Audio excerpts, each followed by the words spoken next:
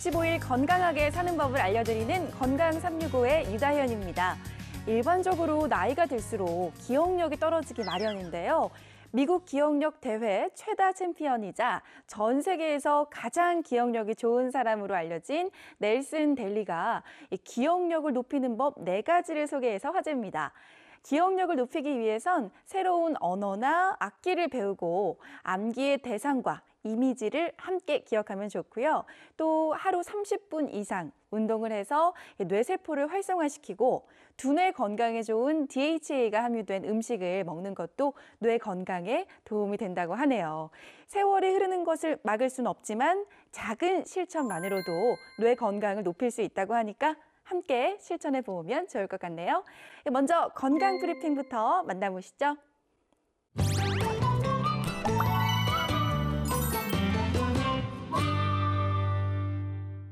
안녕하세요. 건강브리핑의 배지영입니다. 음식이 약이 되게 하고 약이 그대의 음식이 되게 하라. 고대 의학자 히포크라테스의 말입니다. 매일 먹는 음식만 달리해도 건강을 지키는 것은 물론 약처럼 질병 치료도 가능하다는 말인데요. 그렇다면 음식으로 감정도 조절할 수 있을까요? 우울하거나 화가 날 때, 정신이 혼란스러울 때, 그리고 집중력이 필요할 때 음식을 먹어 뇌를 다스릴 수 있다면 참 좋을 텐데 말입니다. 그런데 그런 음식이 정말 있습니다. 오늘은 마음을 다스리는 음식을 소개해 드리겠습니다. 우선 우울하고 슬픈 기분이 들 때는 견과류나 참깨, 우유, 달걀, 치즈, 닭고기나 오리고기를 먹어보시는 게 좋겠는데요. 이들에게 공통으로 들어있는 성분이 바로 트립토판입니다. 트립토판은 뇌에서 세로토닌이라는 행복 호르몬을 만들어내는 핵심 원료인데요. 이 트립토판이 풍부하면 뇌의 신경 전달 물질 생성이 원활해지고 가라앉은 기분을 끌어올릴 수 있다고 합니다. 그리고 최근엔 오메가3가 우울증 개선에 도움이 된다는 연구 결과도 많은데요.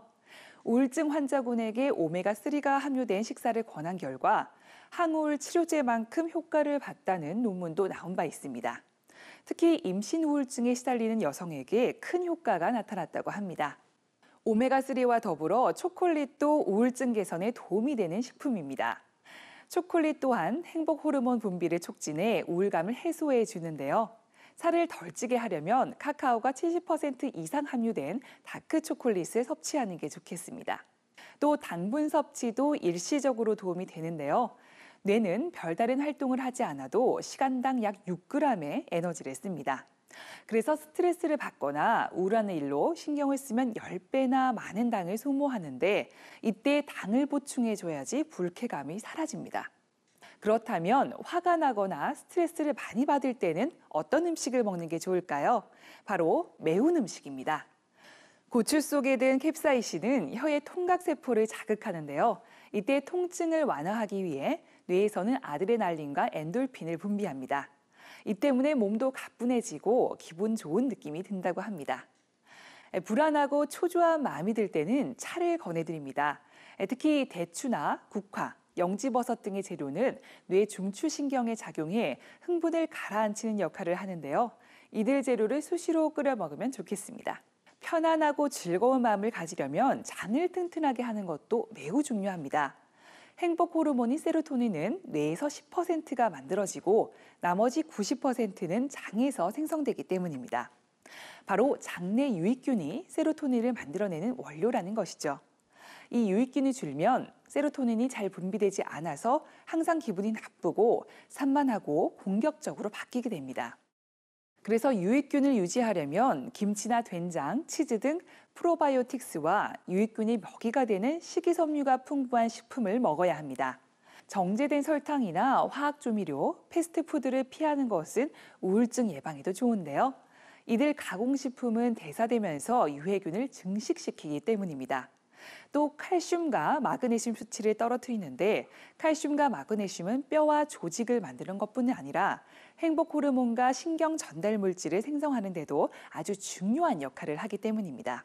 오늘 알려드린 내용 잘 알아두셔서 즐겁고 건강한 하루 보내시길 바랍니다. 이상 건강브리핑이었습니다.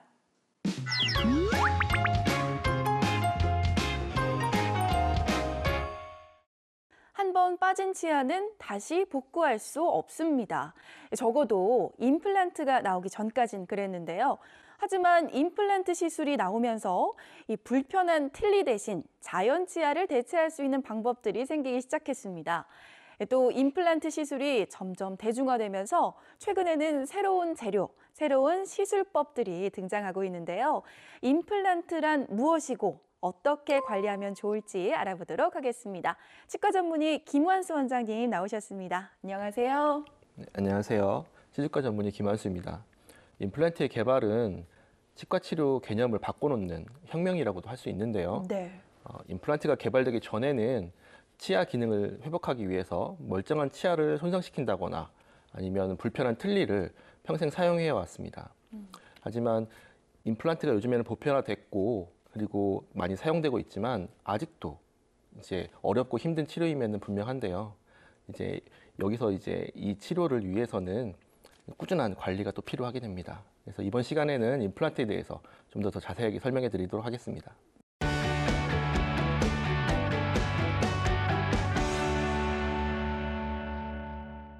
요즘은 임플란트와 관련된 TV 광고도 많잖아요. 이게 임플란트란 말을 쉽게 접할 수가 있게 됐는데요.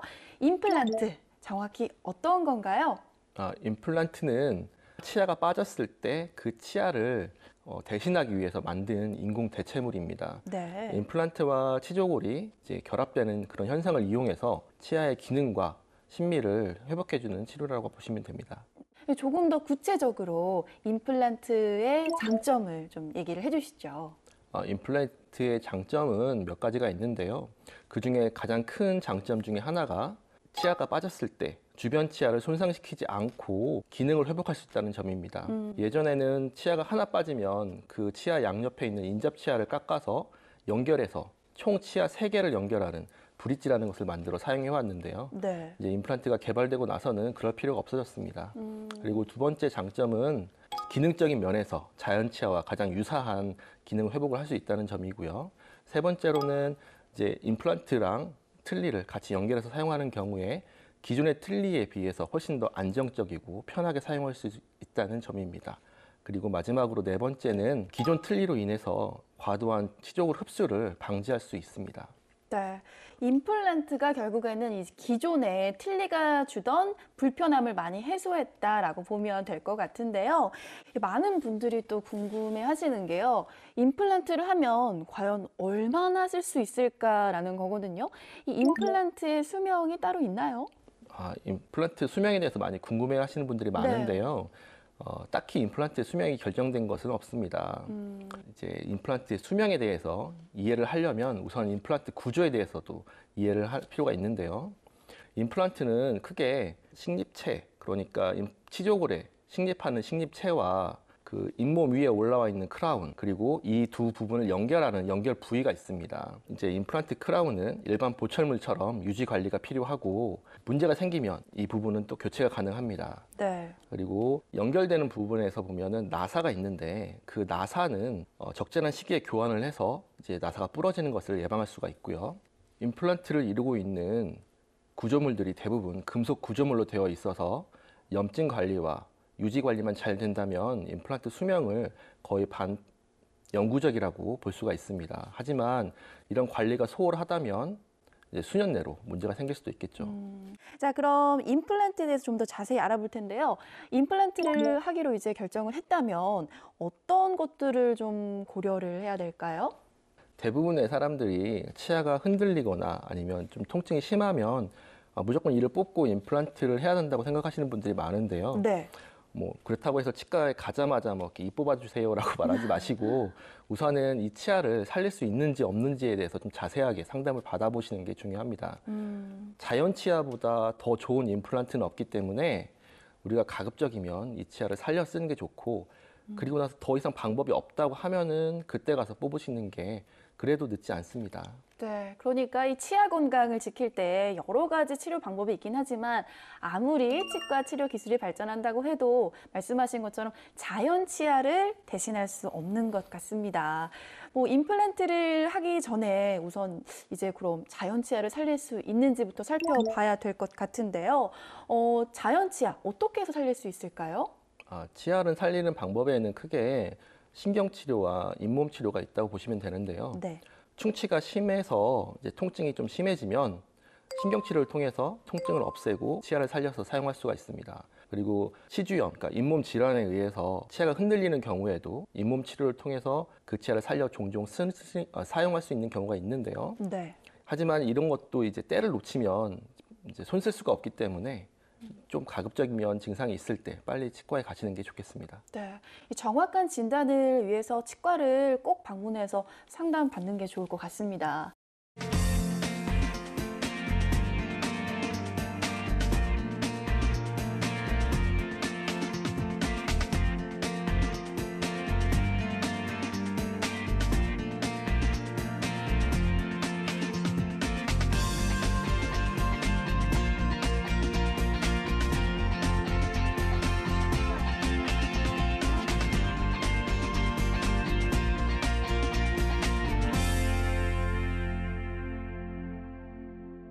또 임플란트 수술을 할 때 체크해야 될 점들 어떤 것들이 있을까요? 먼저 정확한 진단과 치료 계획을 세우기 위해서는 방사선 사진이 필요한데요. 네. 방사선 사진에는 파노라마나 CT 등 이런 사진들이 있는데 이것을 기준으로 해서 심어야 될 부위의 치조골 형태 그리고 주변의 그 해부학적 구조물 등을 파악할 수가 있습니다. 그 해부학적 구조물을 파악하고 그다음에 치조골 형태를 파악함으로써 우리가 이제 치조골 이식이 또 필요한지 그것도 네. 확인할 수가 있고요. 두 번째로 치아가 빠진 뒤로 오랜 시간이 지나면 그 임플란트가 들어갈 자리가 부족하기 때문에 이 부족한 공간이 그러니까 임플란트가 들어갈 공간이 확보가 됐는지 이것도 확인해야 됩니다. 그리고 나서 환자의 전신 건강 상태라든지 알러지 뭐 이런 것들을 확인하고 마지막으로 임플란트의 종류 그리고 보철의 재료를 결정하면 됩니다. 나이가 많으신 어르신들 같은 경우에는요, 체력도 약하고 또 회복 속도도 더디다 보니까 임플란트를 할 수 있을까 걱정하는 분들이 많은데요. 나이가 좀 연세 많이 드신 분들도 임플란트를 할 수 있나요? 네, 나이나 성별은 임플란트에 크게 영향을 주진 않습니다. 네. 나이가 많으신 분들은 하지만 이제 지병이 한두 가지씩은 있는데 그쵸. 이런 질환이라든지 지병이 임플란트에 영향을 주지 않는다면 크게 걱정하실 필요는 없습니다. 저희 병원에 오시는 분 중에 나이가 많으신 분은 한 91세 어르신도 네. 있고 네. 80대 할머니도 계시고. 네. 이 치과 치료는 또 한 번에 끝나지가 않잖아요. 충치만 하더라도 여러 번 왔다 갔다 해야 되는데 하물며 임플란트는 아무래도 더 많은 시간과 또 노력이 필요할 것 같습니다. 임플란트는 보통 한 어느 정도 치료 기간을 좀 잡아야 될까요? 임플란트가 치과 치료 중에서 가장 긴 그런 치유 기간을 필요로 하는 치료인데요. 네. 그 이유가 임플란트랑 그다음에 치조골, 그러니까 잇몸뼈가 융합하는 그런 치유 기간이 필요하기 때문입니다. 우선은 이를 뽑았을 때 그 이 뽑았던 자리가 아무는 데까지는 보통 한 달에서 3개월 정도 이제 기다리게 되는데요. 네. 그리고 나서 이제 임플란트를 심게 됩니다. 임플란트 심고 나서 이제 위턱 상악에는 한 3에서 6개월을 기다리고 아래턱은 한 2에서 4개월 정도를 기다리게 되는데요. 이 기다리는 기간이 끝나고 나서 이제 임플란트 보철물을 만듭니다. 임플란트 보철물을 만드는 기간은 한 일주일에서 2주 정도 기간이 소요됩니다. 결과적으로 이를 뽑고 나서 임플란트 보철물이 들어가는 데까지 걸리는 시간이 통상적으로 빠르면 3개월, 길면 한 9개월 정도 걸린다고 보시면 됩니다. 차이가 많이 나네요. 네. 빠르면 3개월, 길면 9개월. 네. 그럼 임플란트 치료는 또 어떻게 되는지도 궁금해요. 임플란트 식립 과정에 대해서 간단히 설명을 해드리겠습니다. 임플란트 회사마다 사용되는 드릴이나 이런 차례 그 과정이 좀 다르긴 하지만 큰 흐름은 거의 비슷하다고 보시면 됩니다. 우선은 임플란트가 들어갈 자리를 마취를 하고 그리고 나서 잇몸을 절개를 한 다음에 판막을 형성해서 그 치조골, 잇몸뼈를 노출시킵니다. 그리고 나서 시작 드릴을 이용해서 임플란트가 들어갈 자리를 결정하고 치조골에 임플란트 자리가 마련되면 그때 이제 임플란트를 식립하게 되는데요. 이때 필요하면은 치조골 이식을 같이 해줄 수가 있습니다. 보통 처음 수술이 끝나고 나서 보면 임플란트가 잇몸 속에 묻혀 있는 경우도 있고 잇몸 위로 금속 기둥이 올라와 있는 경우도 있는데요. 네. 이제 임플란트를 심을 때 잇몸 뼈, 치조골이 아주 건강하고 임플란트가 정확한 위치에 심어졌다면 이제 금속 기둥을 노출시켜서 2차 수술을 생략할 수가 있습니다. 최종적으로 임플란트 보철물을 만들어 부착시키게 됩니다. 이게 시술하는 과정이 지금 듣기만 해도 복잡하고 네. 무슨 말인지 솔직히 지금 네, 완전히 좀 이해는 안 복잡하죠. 가는데요. 네. 이게 만만치가 않네요. 그쵸. 이렇게 임플란트를 하고 나게 되면요. 혹시 뭐 후유증이라든가 또 통증이 남지는 않을지도 걱정이 되거든요. 이 부분은 어떤가요? 보통 임플란트를 심고 나서 2, 3일 정도는 둔한 통증이 생길 수가 있습니다. 그리고 임플란트 하고 나서 자고 난 다음 날이 가장 많이 붓고 일주일이 지나면 붓기가 좀 빠지게 됩니다. 네. 보통 특별한 경우가 아니고서는 임플란트에 의한 후유증이나 부작용을 걱정하실 필요는 없습니다. 임플란트를 할 때 치조골 이식을 하지 않았다면 오히려 이를 뽑는 것보다도 더 불편한 게 적는 경우가 많습니다. 저희 환자분 중에는 어떤 분들은 이 뽑는 것보다 임플란트 심는 게 더 편하다고 오히려 자기가 임플란트 체질인 것 같다고 이렇게 농담하시는 분도 있습니다. 그분은 정말 체질이신 것 네. 같네요. 네. 그래도 이게 임플란트를 하고 나서 계속해서 통증이 남아있다 하면 통증을 어떻게 잡을 수 있을까요?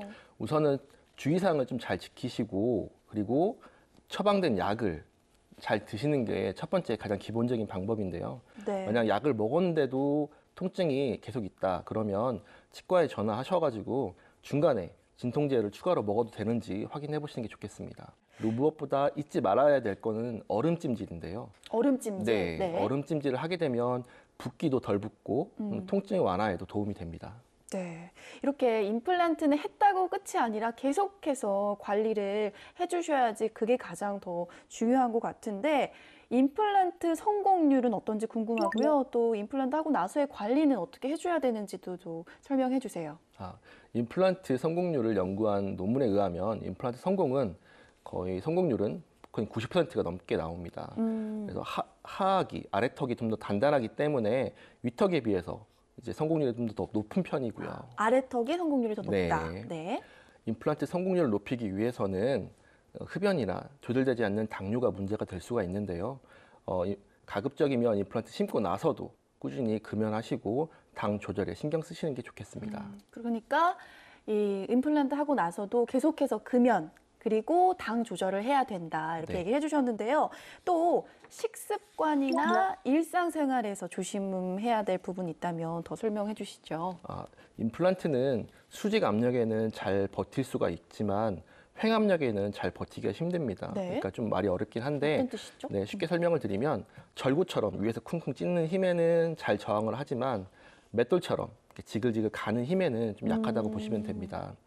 따라서 우리가 좀 질기고 딱딱한 음식을 많이 드시면 임플란트가 좀 위험할 수가 있는데요. 뭐 일례로 질긴 마른 오징어 아니면은 마른 과일 같은 거 이런 것들이 여기에 해당할 수가 있습니다. 네. 그리고 이제 이갈이가 있거나 이를 꽉 무는 습관이 있거나 한쪽으로만 씹는 편측 저작이 있으면 이런 습관들이 임플란트에 좋지 않습니다. 그렇기 때문에 우리가 이제 이런 습관은 고치는 게 좋겠습니다. 네, 그러니까 수술을 했다고 방심하지 마시고 단단한 음식을 먹는 거는 좀 피하시는 게 좋을 것 같습니다.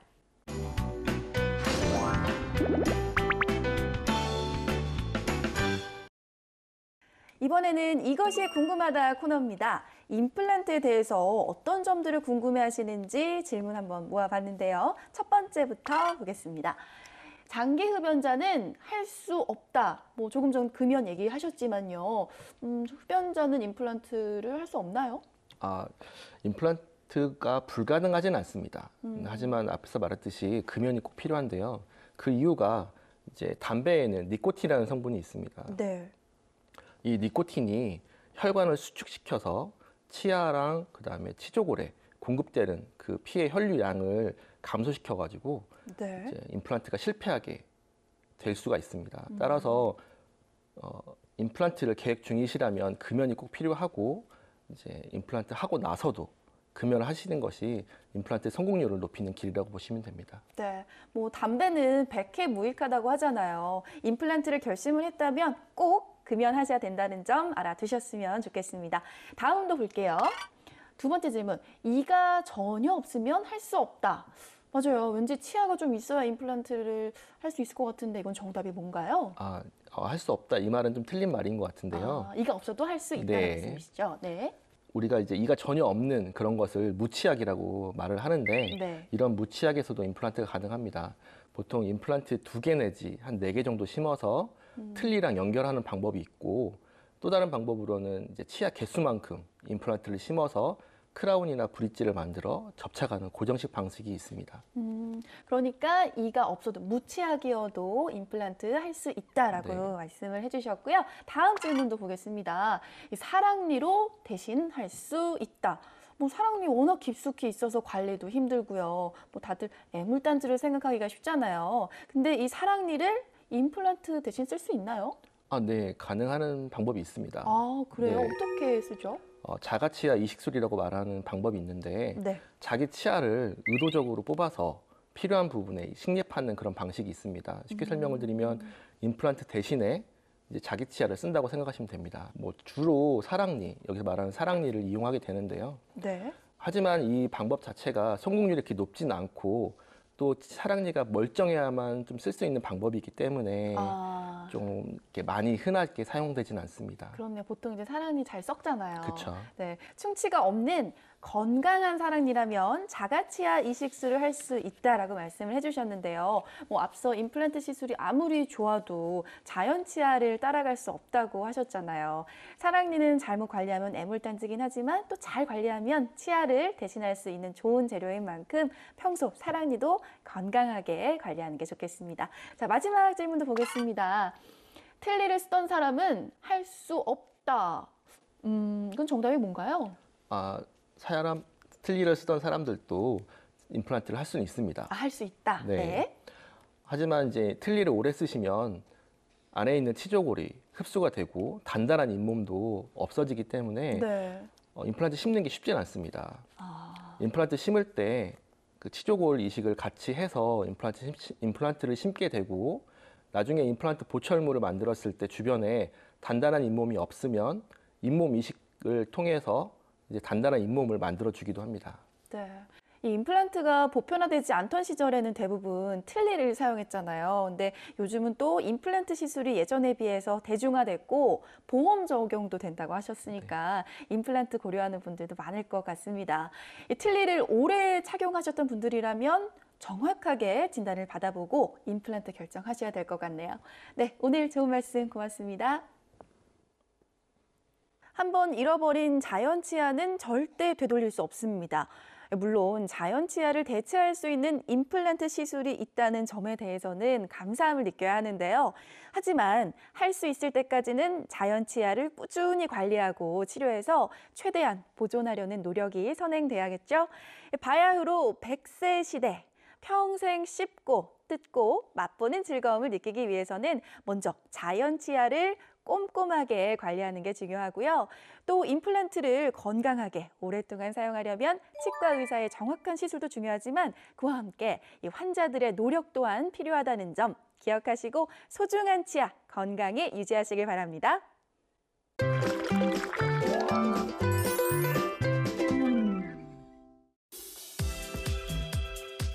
안녕하세요. 셰프 정호균입니다. 여러분은 임플란트 시술 후에 어떻게 관리하세요? 시술 후에는 뼈가 자리 잡을 수 있도록 알칼리성 음식을 섭취하는 게 좋다고 하는데요. 그래서 오늘은 알칼리성 음식 중 하나인 시금치와 가지를 가지고 맛있는 음식을 만들어 보도록 하겠습니다.